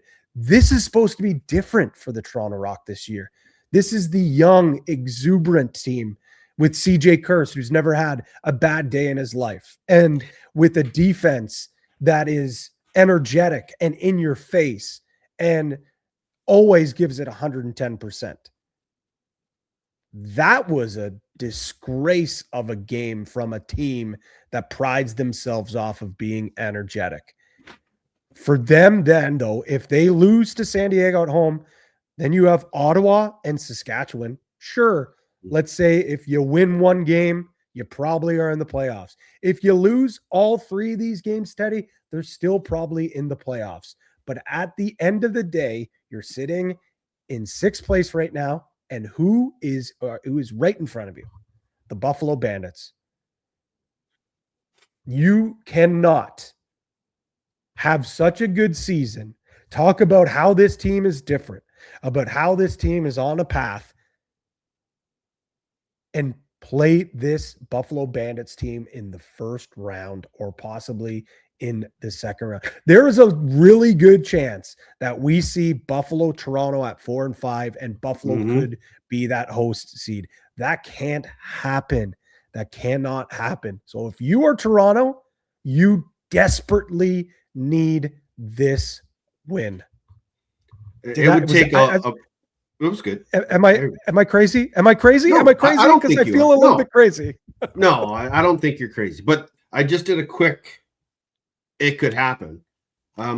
If Toronto does lose all three games, and Rochester wins all their games, and San Diego wins all, there is a way that the Toronto Rock don't make the playoffs. It's not easy. Like I can't remember what Graham's percentage was that he put on Twitter the day for them to make the playoffs, but it's a long shot that they don't make it. But it is possible. But you're right. After that performance in Philadelphia, they have to come out with a massive performance at home against San Diego. Now, quick question for you.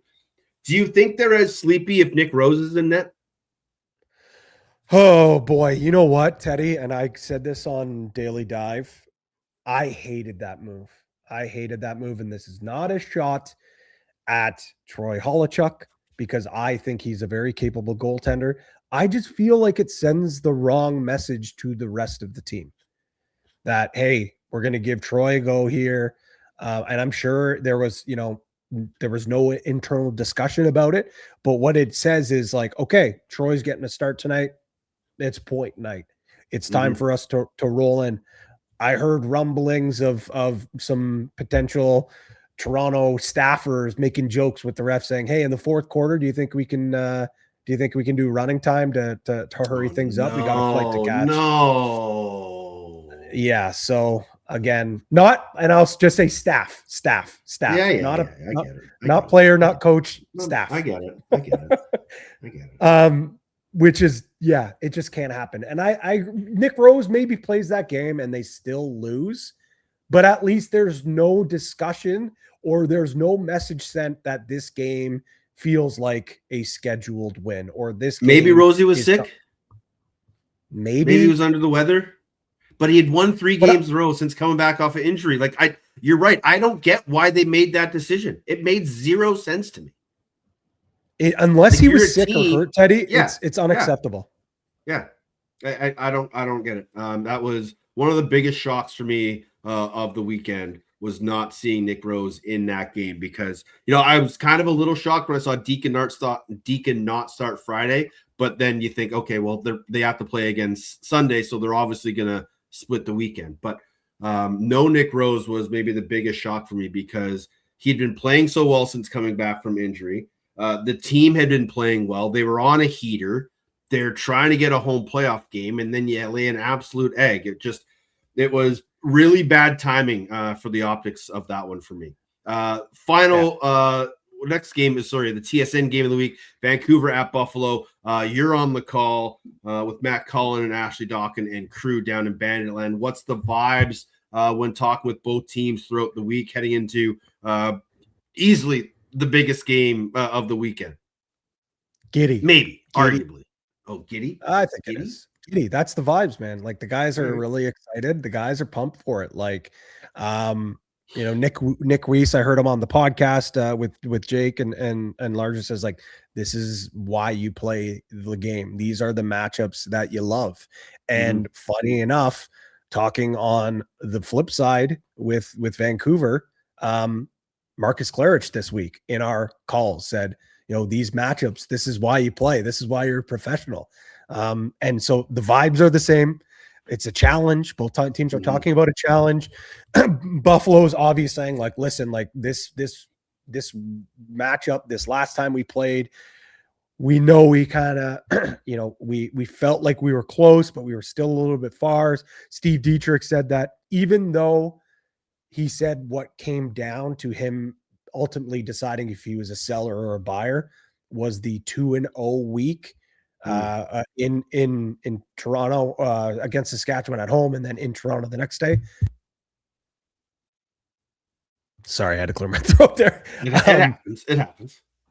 Just ask pro Cody Janzen. Besides the fact of those. Of that situation that Chugger says, he said what really was the point that he knew, okay, I think this team still has it, was that game against Vancouver where they put up a fight and almost won. Because he said, like, listen, we didn't even play a full 60. We hung around, couple of here and there, and we're in it. Let's just see. Maybe we still got it. And then they win those 2 games, and the rest has been history. Matt Vince has been unbelievable. 80+ save percentage in every single game of one of those weeks. The defense has been phenomenal. Paul Dawson, Steve Priolo, Mitch Desnew, all that back end has stepped up. Listen, has the offense been good the last 2 games? No, they haven't. But when push comes to shove, when they need goals in the fourth quarter, they've figured out ways to win. And the only issue here is, well, against Vancouver, you can't do that. That's not going to be able to fly. So on the flip side, Vancouver, they're ready for the challenge. Marcus Clarich said, like, going into Banditland, unbelievable experience. Like, he's super stoked for it. We talked to Christian Del Bianco tonight, so I'm excited to hear what he's got to say. But this is why people in our industry and people in the lacrosse ops are smarter than us, because this game right here has been circled on our calendars for a very long time. And then when Buffalo's going through their losing streak, we're like, oh man, this game might get flexed, or oh man, this game might not mean anything. You stupid person, Pat. Of course this game was going to mean something. This could be for a first or a second place seed, for crying out loud. Oh my God. I know. I've been banging the drum ad nausea the last couple weeks of just how perfect this schedule is playing out for how the standings are set up and for the storylines of, this dramatic comeback from the Buffalo Bandits when they were on life support. Now Vancouver is in first place for the first time since they were the Washington Stealth back in like 2011 or 2010. Like it's phenomenal of what's going on. But I just love the fact that, these two teams played earlier this year. It was a 2-goal game. It was a clash of the Titans then. It's going to be a clash of the Titans now. I just, Buffalo is playing with that championship swagger again. They've got it back. And I'm interested to see what Kurt and his, coaching staff can do to game plan around, this Buffalo team. And Kurt's a genius at so many of those little, chess match coaching battles in games. So it's going to be a fun one to watch. I'll be nestled on the couch watching it. It should be a fun one. I don't want to give away too many Joe Del Busso, stat guy Joe cutlets. But he's been, and T's and P's for Joe. Tough loss for Italy, Bosnia. We're thinking about you, Joe, but now you can finally cheer for a real football club. Forza Canada, baby. Let's go. Forza Canada. Listen to this nugget. Okay. Christian Delbianco has more effective passes per game than the following players: Riley Lowen, Dylan McIntosh, Will McLeod, Thomas Vella, Jacob Dunbar, Phil Caputo, Torrin Eccleston, and Blaze Reardon. To name Why did you flex on Will McLeod so hard? I thought you were emphasizing because it was going to be Will Malcolm. But you're just no. Sorry, I was just emphasizing all the names. Okay. I get it. Lowen, McIntosh. I mean, McIntosh touches the ball a lot. Yeah. Like Caputo, crasher and banger. Sure, I get it. But so what's his per game average? What is that? I don't have handy. I don't have that handy. Pat. But I just saw it. Okay, it's. I thought that was crazy. That is crazy. And for Will McLeod, it's also, but let's just get this straight. It's per game as well. So it's not just like overall effective passes. Like this is per game. So I know he hasn't played every single game, but I don't know. That's crazy. We're talking about Christian Delbianco has is 311 effective passes. So quick math, Ted. 311 divided by 15. He's averaging 20.7 effective passes a game. Listen, I get it. Some of the passes are make a save, 2-footers, whistle, 2-footers, but a lot of them are also like darts. I wonder if that pass does count, though. I guess that's the first pass of a possession. It has to, right? Okay. Yeah. Maybe the pizza, like the little flip to the guy standing in the crease, probably doesn't count as an effective pass. Anyways, crazy. There's some really good numbers. You mentioned about the history of, it's if they win this game, this is going to only be the 50th victory for the Vancouver Warriors under that umbrella. Under the Warriors umbrella. Crazy. They've been the Warriors for how many years? How have they not hit 50 yet? But it's been only 2 really good seasons in the last couple of years, right? So they've been the Warriors since 2019. There's been some ugly years there, so it shouldn't really come that much as a shock. But just it was jarring to see that. So this is only the second year they've been above 500. I know, but it's still it's crazy, and the mouse effect is in full effect. And I think we're getting to a point now where I think other teams are taking notice of what he's doing. Other teams are recognizing that this is going to be a team obviously that's going to win fight to win a championship this year, but they could be a force to be reckoned with for a few years coming.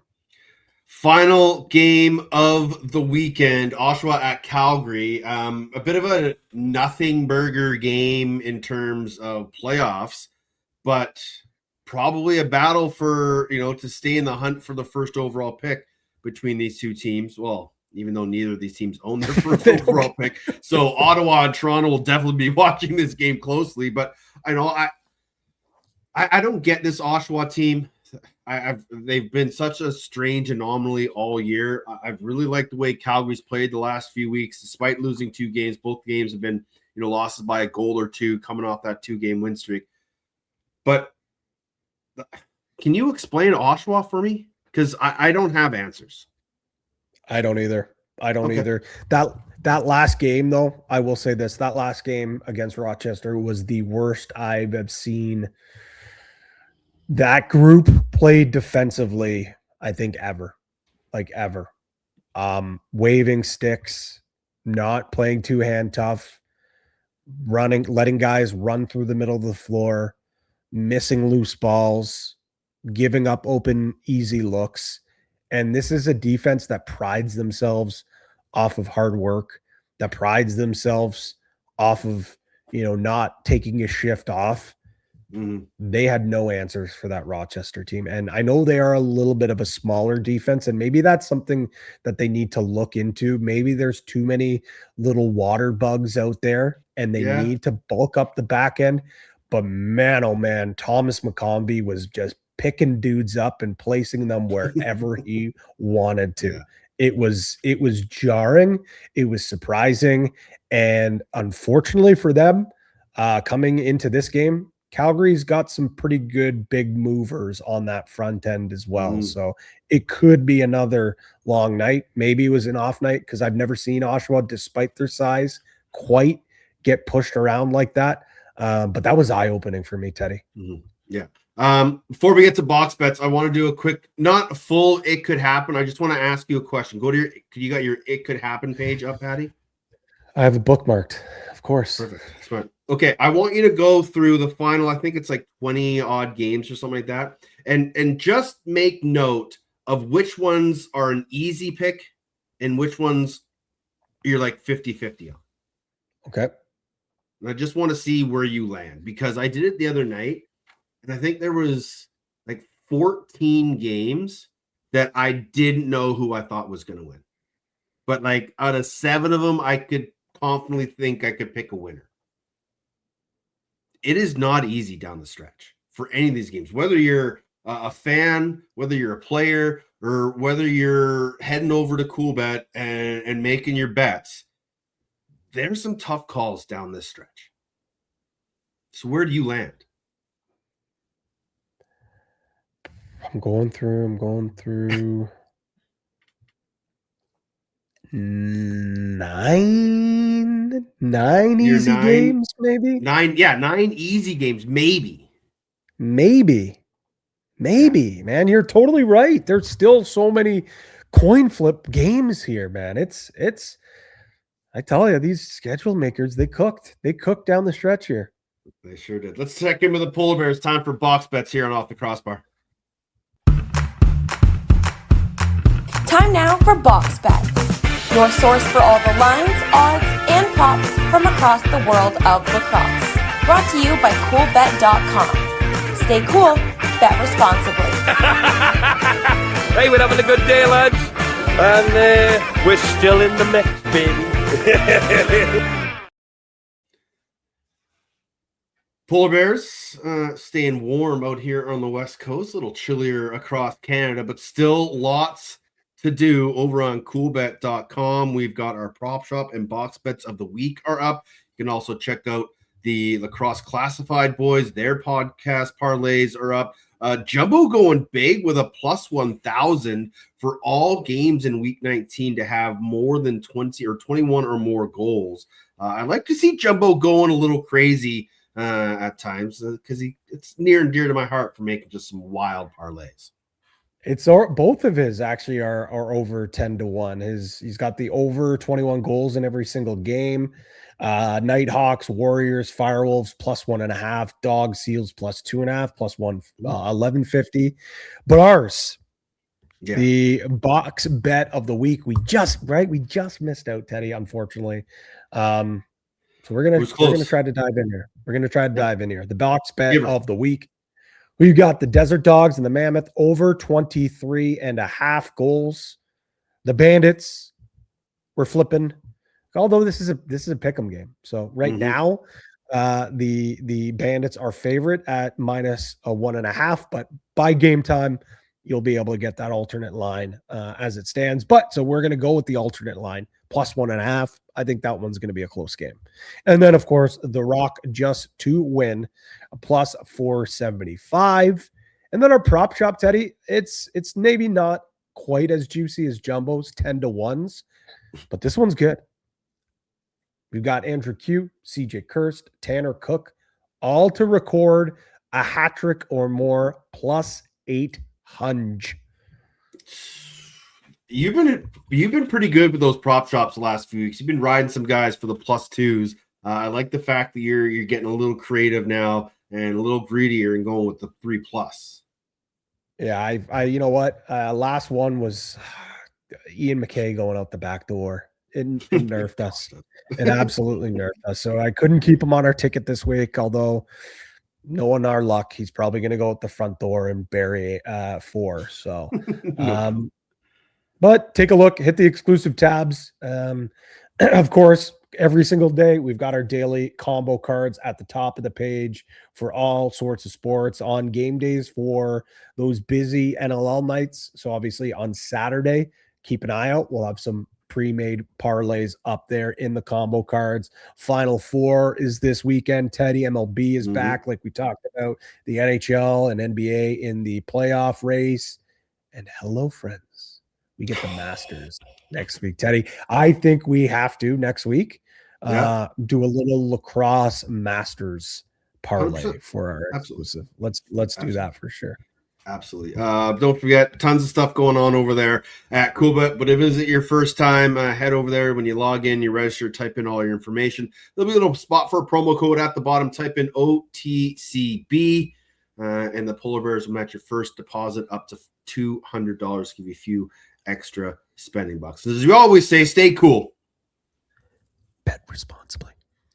We're not getting too deep into it because for me, I don't know a whole lot of it that's going on. But if you want to stay up to date on everything that's going on with the OLA and their zoning issues and their cost of things, head over to the Loose Mesh Podcast.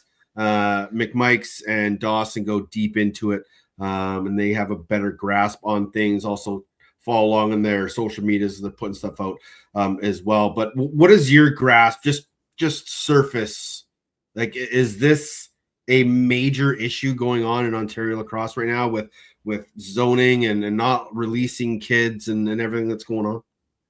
Listen, I'm going to try to say as much as I can without getting myself in trouble. I am a carded OLA coach. The last thing I want is that thing to get yanked from me. So, sure. But what I will say this is that I know that there has been some super teams created before in regards to teams folding and putting teams together. And that's something that the OLA wants to get rid of. And I totally understand. But this issue that is currently going on with Northumberland, it is a case where they've never had a U17 team at that level. Never mind a U17A team. This is a program that is flourishing, that is growing, and the numbers continue to grow, the teams that they have. They have 9 players. That is not enough to build a program. So what they want to do is be able to go to a team that's going to be close enough for them to travel to be able to still play at a high level. Right now, the options is no releases until those trials are done. But if there's not enough players to play, and there's not going to be a team, why not release those players? Why not allow them to go? Because let's be honest, the surrounding areas, the Claringtons, the Peterboroughs, they're not going to wait forever. They're going to make their team. Kids are going to have nowhere to go, or they're going to be forced to amalgamate with a team, an hour and a half the other way east and play C lacrosse. Listen, it's a difficult situation. It's just at the end of the day, if it's going to hurt the kids and it's going to hurt the development of the players, that's not the right decision. That is not the right decision. If the OLA wants to do their due diligence to make sure that this isn't the creation of a super team, by all means, do it, show the proof, and then no one can say anything. Unfortunately, it sounds like there hasn't been enough of an explanation why these releases are being held, And that is what I have an issue with. I do not like that. We heard Jake Henhock this week, a couple weeks ago, talking about how kids from Six Nations are being held back from going to play in one of the most iconic tournaments in the Lesser Bresky tournament. Well, the Green Gales they have a team there. They used to send some of their older players that weren't away at school in the NCAA to play a couple of weeks. And listen, I get it. It technically falls into the season. If you're a junior B player, some games are starting that week. So technically it's within season. And if it's, for me as a coach, if I gave permission to those players to maybe miss a game or two, or miss the start of practices or training camp or whatever it may be, if it's the Arrows, their season's not happening for another month. Yeah. Why is there an issue? Because it falls into the calendar of the season of the OLA. I don't agree with that. I don't agree with taking an opportunity away from a player to visit somewhere in the world where they may never get a chance to do it ever again. If the coach says, no, you're not missing a game, you're staying here, then don't. The player should not get permission to do it. I don't understand why the association is the one who is holding back the players from not allowing to have that once-in-a-lifetime opportunity. Because in years past, it was no problem. Now, all of a sudden, it is. Until we can get on the same page, and again, if this is in the middle of the season, if this is something different, it's totally different. But this is before the season even begins. And if the coaches sign off on it, I don't see why we have an issue. Yeah, and with, just looking ahead in calendars, we're going to have Sixes events and World Lacrosse Championship events, happening in the summer. What if some of those kids are on those teams and have a chance to go represent their nation or their parents or grandparents' nations at the European Box Championships or at the Pala Championships in Jamaica or whatever may be happening? There's going to be crossovers. Hell, like I remember coaching our junior B teams and we'd lose kids that went and played in the All Canada games. Like, you have to allow kids an opportunity to better themselves. But if it's within reason, then just let them. Like, you're right. I don't get it. It's a crazy thing. But again, if you want more information on it, head over to the Loose Mesh podcast. Frick is very fired up about it. And if you want to know how he really feels, just ask him a question and he will tell you. Before we get out of here, before we do get out of here, and on that topic, I will say this. Yeah. I think a statement by the OLA, something. Sure. And if they do, that would go so far for that to just put out a public statement and give their piece. And I don't know, maybe it's something where we need to reach out to them and see if they want to come on the program, or if, Jumbo wants to have them on, or even if it's just a statement from the OLA, like PR 101, that would go so far to maybe opening up our eyes and people's eyes to see what they're actually doing. The silence, the lack of communication, everyone just assumes it's the worst. And maybe it isn't the worst. Maybe there are legitimate reasons why this is happening, but it's not. We're not seeing this. So why would you not believe these people and what they're trying to do?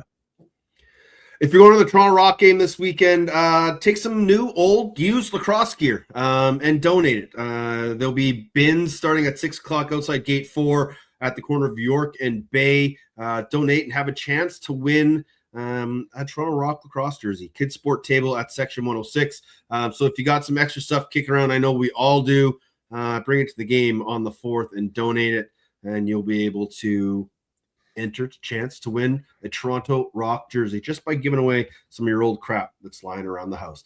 Shout out to Cody Janzen for joining us this week. Great stuff from him as always. Hopefully he feels better because he's got a big game to call in a couple weeks when the Mammoth come to Toontown. You can follow him across all social media platforms as well. But my guest was Cody Janzen. My co-host is Pat Gregoire. He's P. Greggy. I am at Teddy Jenner. The show is at OTCB_podcast or on the Instas at OTCB Podcast. Enjoy the games this weekend, everybody. If you do go to a game, take a friend. If you take a friend, take two and buy them a beer. Lacrosse Friends of Beer, the perfect trifecta on the March to May. Until we speak again, stay safe and be excellent to each other.